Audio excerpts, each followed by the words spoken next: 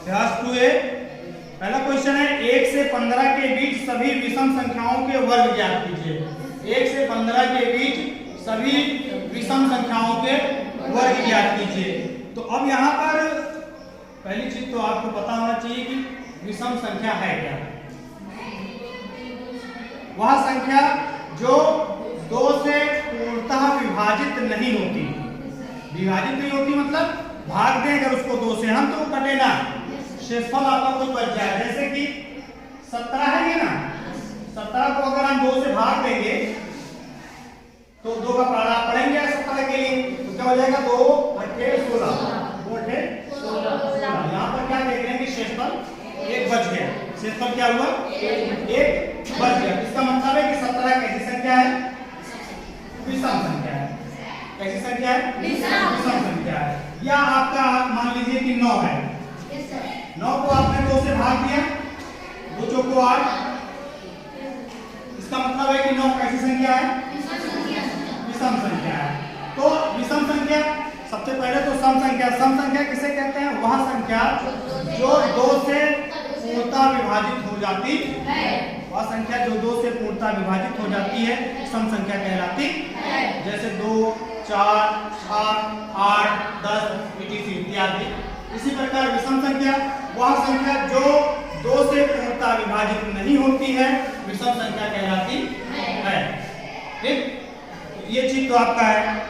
जैसे 3 5 7।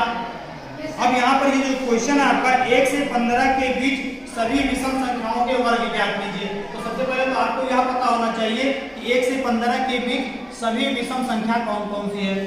1 से 15 के बीच में विषम संख्या कौन कौन है। हाँ बोलिए 3 5 7 9 11 13। क्योंकि 1 से 15 के बीच की बात थी, बीच में ये तो विषम संख्या हो गई। ये क्या हो गया आपकी विषम संख्या। ठीक, अब इनका क्या निकालना है, हमको वर्ग निकालना है। क्वेश्चन यही है 1 से 15 के बीच सभी विषम संख्याओं के वर्ग ज्ञात कीजिए। तो वर्ग में हम लिखते हैं 3 का वर्ग बराबर 3 का। ये हिंदी भाषा में आपका है, इस तरह से लिखना 3 का वर्ग बराबर। लिखा कैसे जाएगा 3 की घात 2 और इस घात का मतलब होगा कि 3 का गुणा कितनी बार, 2 बार। घात 2 है, घात का मतलब होता है उस संख्या का गुणा उतनी बार जितनी की उसकी घात है। तो यहाँ पर 3 का गुणा 2 बार का होगा। तो अब ये पढ़ लीजिए आप 3 का 3 त्रिक का। बहुत अच्छा, ये आपका आंसर हो गया। इसी तरह से आप निकालेंगे 5 का वर्ग बराबर किसका, 5 की घात 2 हो जाएगा। ये आपका हो जाएगा 5 में 5 हो जाएगा और 5 25। ख्याल है आप समझ गए होंगे। कर लेंगे ऐसे कहाँ तक करना है आपको, 13 तक करना है। 13 में अभी नहीं आएगा तो आप गुणा कर लीजिएगा 13 का 13 से। 13 का 13 से क्या कर लेंगे, गुणा कर लेंगे। 13 का 12 जल्दी होगा, 13 क्या 39 39 के 9 हासिल कितना हो गया आपका 3।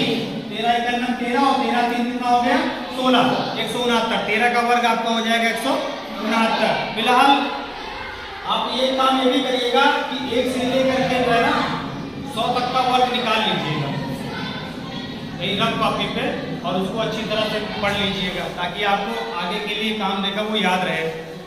फिलहाल क्वेश्चन आप कैसे हल करेंगे इतना चीजें आपको बता दीजिए, लेकिन अब आप बात आती है कि हल कैसे करेंगे। ठीक है ना, तो हल करने के लिए आपको क्या करना है, सीधा सीधा जैसा कि मैंने बताया आपको यहाँ पर आपको लिख देना है।